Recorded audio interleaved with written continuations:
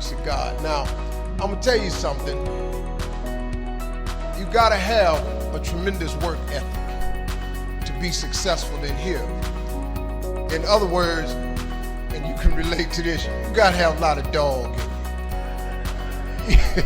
You really do, man, if you want to be successful, because it's going to be a lot of trying times. So you have to have a tremendous work ethic. But you got to have faith. Faith without works is dead. You hear it all the time. You go to church and you learn all these scriptures, but then you don't apply none of them to your life. You're looking at a man who has made the simple application of 3 or 4 scriptures and maxed them out to get here. Albert Einstein said once, he said, imagination is everything. It's the preview to life's coming attractions. Everything you have, everything we have in this world, somebody imagined it. It's your imagination is tremendous. Imagination is everything. It's the preview to life's coming attractions. Your real life, the one God really got for you, is in your imagination. It is not in your current situation or your current paycheck. And if you've been living like that, you have then restricted yourself to a commonality that is really not yours. Because what really God got for you is really in your imagination. There is a scripture that Albert Einstein took this quote from. It's like the book The Secret. The Secret is one of the top-selling motivational books ever. But if you read the book The Secret, it's all biblical. Everything comes from the Bible. You really don't need self-help books. You don't need the magic of thinking big, the power of positive thinking, how to win friends and influence people, think and grow rich, the winner's circle. I've read them all. All of that information is in Proverbs, all of it. But let me give you this scripture. You've all heard this, right? Faith is the substance of things hoped for and the evidence of things not seen. So when I told you a minute ago, you got to have a tremendous work ethic, but you got to have a lot of faith. I talk to so many people who get older, like some of us are, and they've lost their faith. Well, faith is really simple. Faith is the substance of things hoped for. All that means is in the beginning, you just hope something pop up. You know, you just kind of hope something happen for you. I was hoping I would get on TV. I wrote it on a piece of paper when I was 10, I want to be on TV. The problem I had when I wrote it at 10 was I suffered from a severe stuttering problem. I could not talk outside of my house. So can you imagine when I wrote on a piece of paper, I want to be on TV and turned that in. But when I wrote it on the paper, it wasn't factual. It was just hope. You just got to start with the hope. Faith is the substance of things that you hope for. You just hope something jump. Then what happened is through grace and favor, he give you a couple of them things you hope for, and then you're supposed to start believing then. Because now it turns into faith. But if you take this scripture, faith is the substance of things hoped for and the evidence of things not seen. What is the evidence of things not seen? I just told it to you. Albert Einstein said, imagination is everything. It's the preview to life's coming attraction. But guess what? Your imagination really is. It's the evidence of things not seen. Because your imagination, you know why it's the evidence of things not seen? Because you're the only one can see it. Your imagination is actually God showing you a preview of a coming attraction that he has for you. The moment you don't believe in your imagination, you negate what he got for you. Your imagination is the preview to life's coming attraction.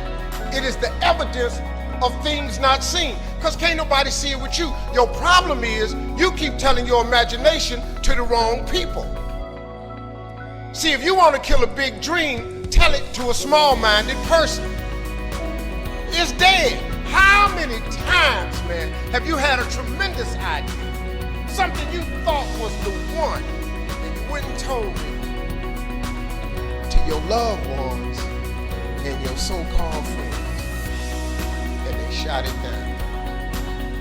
I mean, you was convinced that it was just, oh man, I just came to you. And you told it to them and they shot it down. And you thought since they was your loved ones and their friends and they got your best interests at heart, you believed them. You was wrong. You let them talk you out of what God got for you. Some of y'all still sitting here with the ambition of opening a business one day, but you scared to go start the business because you got a job and you got bills. Rich people got bills. Everybody got bills. Hell, I got bills. Everybody owes somebody something. I got something with the bank right now. You're gonna let the fact that you got some bills stop you from opening the business, the thing that God done put in your imagination? So you're gonna squash that because you got bills. Everybody got bills.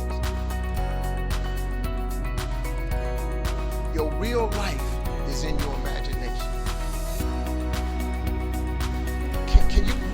Can you grab what I'm telling you?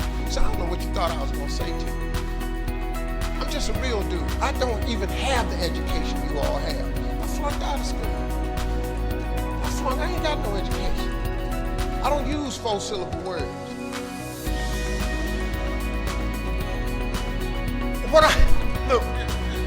What I'm sharing with you is stuff that everybody can apply today. If you're sitting in here thinking that you're too old to listen to what Steve, hell, I'm 60, but I still rely on my imagination. See, if you think you're too old to make it, let me give you a prime example. Colonel Sanders. Colonel Sanders has been frying chicken his whole life. He was telling everybody he had the best chicken in the world. Ain't nobody believed it. They turned him down everywhere.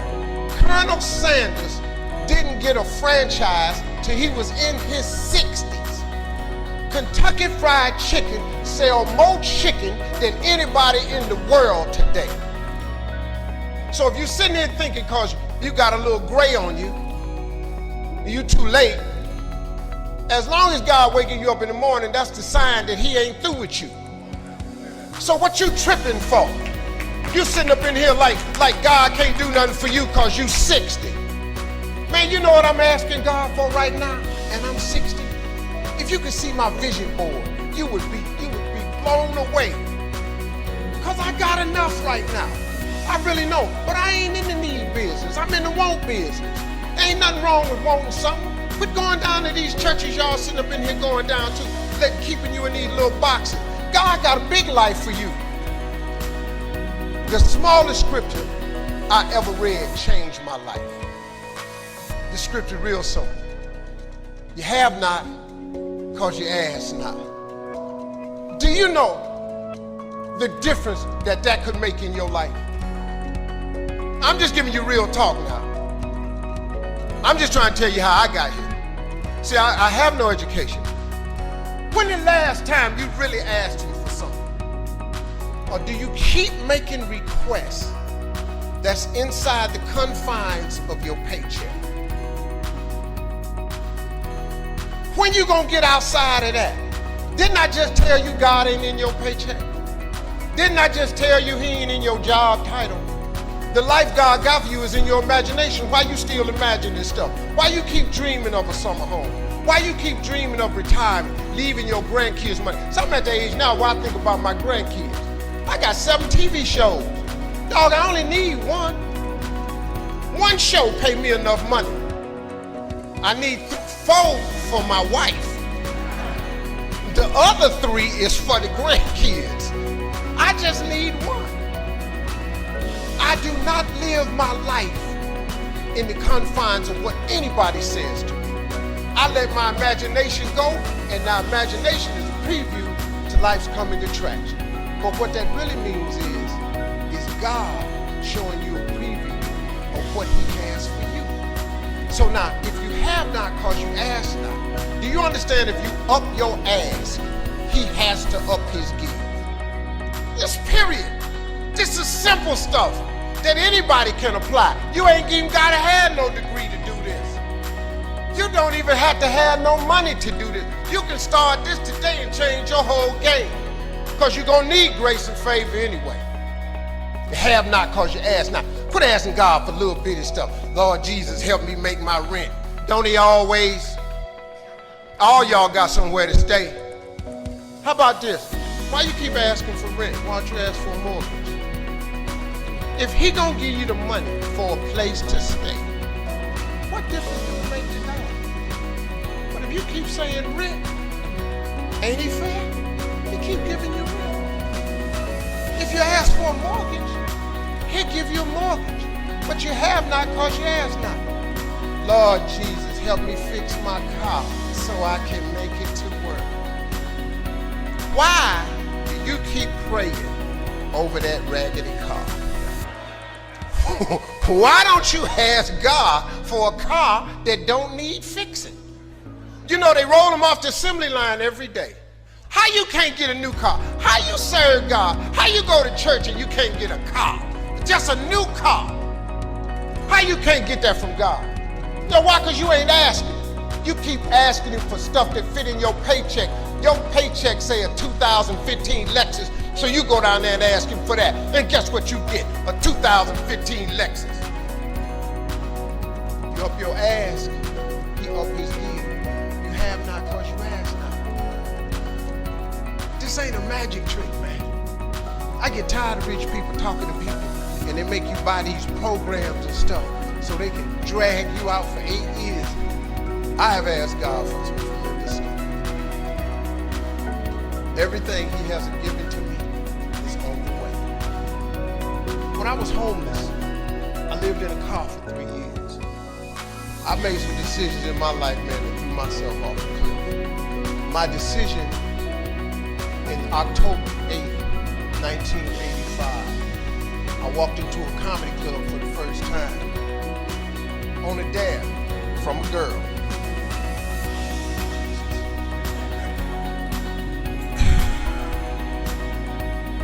I walked into a comedy club for the first time. Had never heard of a comedy club. All my life, I wanted to be on TV.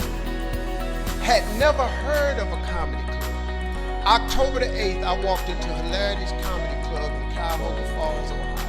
That's right outside there. I signed up for the following week because I just wanted to see what the comedians did. Man, I saw live stand-up for the first time. They had 10 acts supposed to go up. 9 of them went up. The 10th guy got scared and ran out the door. So I had signed up for the following week. The guy says, listen, we lost our 10th act. If Steve Harvey's here, come on up now. So I ran up on stage. I don't even know what to do, but I just started talking about boxing and stuff that happened to me. Audience was hollering, laughing. They brought all 10 of us back up on stage. They had a clap off. I won the clap off. I won $50. I cried from Cuyahoga Falls to Cleveland. The girl kept saying, why you crying? It ain't but $50. I said, no, you don't understand. It's way more than 50. This what I do. She said, what you mean this what you do? This just your first time. You don't understand. Something happened to me. I won amateur night. I went to work the next day, October 9th, 1985, and quit my job.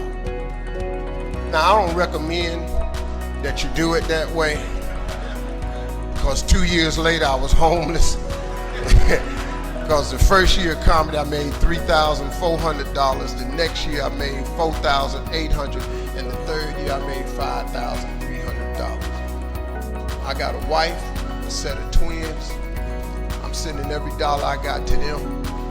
So I tried to live on $50, $75 a week. Gas was 38 cents a gallon back then. I just stayed in my car. So I lived in my car for 3 years. 3 years, I lived in my car. And what happened was, I just said, man, so I used to fish all the time to eat, because I'm a fisherman, I'm a bass fisherman. So I used to stop at lakes and ponds and just fish. And every night, every month, I get run off from somebody's land. Hey, get away from here. Hey, move along, that's not yours. Hey, stop fishing here. I just get run off. And he didn't understand. And one time I had fish on the line. They said, you got fish on that line? I said, yeah, throw them back. I had to throw them back because I used to stop at rest areas with them little cast iron grills. I kept charcoal in my car. I started a fire and I eat fish. There's some days I wouldn't eat. So they thought I was just fishing, but I was eating. So I said one day, I said, man, you know what? one day, man, I'm gonna get myself some land. I'm gonna buy myself a piece of dirt. So fast forward, God bless me. I get on TV when I'm 38. I'm on Showtime to get Apollo. Lord have mercy. They gave me my money. I saved my money up. I saved $250,000. I said, I'm going to give me some land. That's all I wanted. Because you know the one thing I wanted? I didn't care if I put a house on it or nothing. I just wanted to be a stand somewhere and couldn't nobody run me off. I just wanted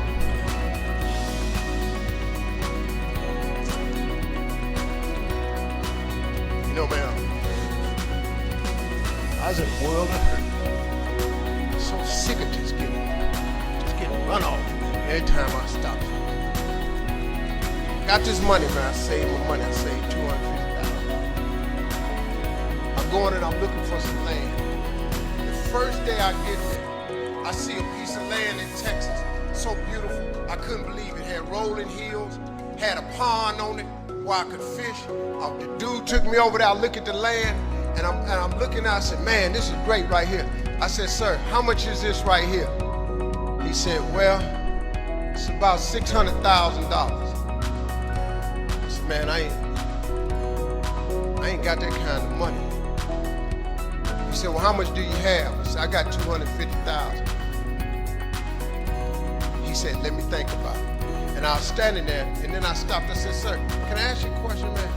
How many acres of land is that? He said, this is 6 acres.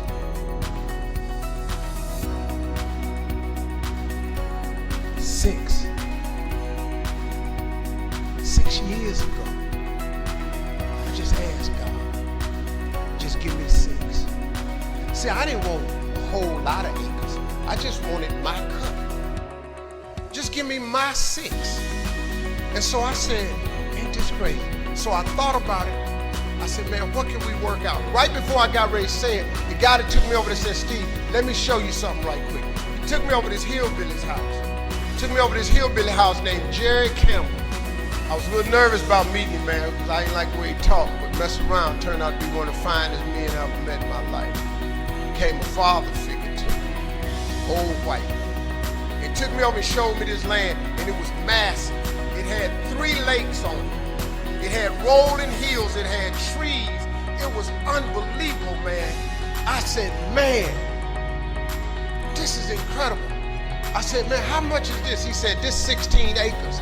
I said, hey, man, I ain't got that kind of money. Let me go on back over here to this dude where Mike can cut a deal. He said, well, let me ask you something. What was you going to give that man over there? I said, well, I hadn't worked it out yet because all I got is $250,000. He said, well, listen, I'm in a little bit of a tide right now. He said, if you can bring me $250,000 cash by tomorrow, I'd give you this 16 acres. I showed up next day, $250,000, 16 acres. See, that's grace and favor right there. That's what that is. So my first piece of land was 250 acres. So I said, man, this is the land that I'm gonna save for my family. I'm gonna fish on the rest of my life. I'm gonna be an old man. So then I got to thinking, I said, hold up, man. You mean you have not because you asked now? I asked for 6 years ago. He showed me 6, but he gave me 16. Next thing you know, I had 270 acres of land. Now let me tell you something. I'm so busy now, I don't even get to go to that ranch. I never can go. And I thought I was going to be fishing and saving for my kids' rest of life. God had another plan for me. That's the ranch that I have my mentoring camp on. I bring 1,000 black boys out there with 1,000 single mothers. And that was the purpose of that ranch. I never go there to fish at all. But see, that's what I wanted. I thought that's what it was for. But God got another plan. His way is way bigger than yours. You can't even see his way. But you got to start to hustle. You got to give God something to work with. Look, if you start hustling and grinding, he'll fill it up for you. But if you ain't got no hustle and no grind, he can't fill it up. So guess what? I don't ever go there to use that land for fishing or not. But I'm changing boys' lives over there. My story is really a story about faith. It really is, man. I come out the dirt. I have no college degree. All of my children do. I got 7 kids. I sent their last one on college. I got 3 boys. 2 boys come out of Morehouse. I got a daughter that come out of Spelman in Berkeley. I got 2 daughters went to Hampton, and then graduated from Ohio State. I made sure all my kids went to college because I know they got to have that education. But Daddy, you didn't go to college. Well, your ass ain't got no jokes. It's been important for me to empower my children, but not only my children, but thousands of young people across the country. And education is the key for a lot of people. But when I speak at colleges and stuff, I tell people the number one thing in your world is not your education. It's your dream. So what you dreaming about, y'all? What you still dreaming about? What is God still showing you in your imagination? What are you so afraid of? Why would you not take that leap and go for it before you mess around and die? Why would you not go and see what God really got for you before you leave this world? Why would you hang on to a job? Here's what happens with the job. If you live in paycheck to paycheck right now, when you retire, they're going to give you 1/3 of what you can't live on now. They're going to give you a gold watch and a turkey, and they're going to set you on out to pasture. If I was you, before I leave this world, I'd go see what God really got for me. Just take a chance. Now here's why you should take the chance. Name me one time God has not pulled you through. Just name it. Name the one thing God has never pulled you through. If he ain't pulled you through it, he's currently pulling you through it right now. And the reason I know I'm telling the truth is because you're sitting in here. If God was through with you, he wouldn't wake you up no more. When he wakes you up, it's because he ain't through with you yet. He got something else for you. So why don't you go see what that is? Man, you owe yourself something. Go be free. Go see what God got for you. Oh, Steve, that's easy for you to say. You rich. Hell, did you hear me? I lived in a car for 3 years. On October 8th, I won $50. October 9th, I quit. How big a jump you want to take? You ain't even got to do that. A lot of y'all got savings. You may not have 3 years up, but you only need a little bit. Just jump. Go see what God got for you. Quit sitting here in your life posturing like it's okay. Quit funking the fake. Quit faking the funk. Quit got people thinking you something you ain't, man, when you really know you won't be something else. I'm just telling you just like it is. You ain't got to believe me, but you can look at me. I'm telling you, it's proof in this here now that the God you serve really will give you what you ask for. He will. I'm not your preacher. I'm a hood dude that done messed around with no education, done messed around, got to the top of the TV world, balling out of control. And I'm telling you, I was homeless and lived in a car, and I ain't got no education. Now y'all in here got degrees. I see it on your forehead. I see it on you. I feel when I'm around educated people. I know you know how to study and math. I can look at you, and I'm so proud of you. But hey, man, the next level. Go make yourself some money. The Bible says a man without a dream or vision shall perish. It never mentions if you don't have an education.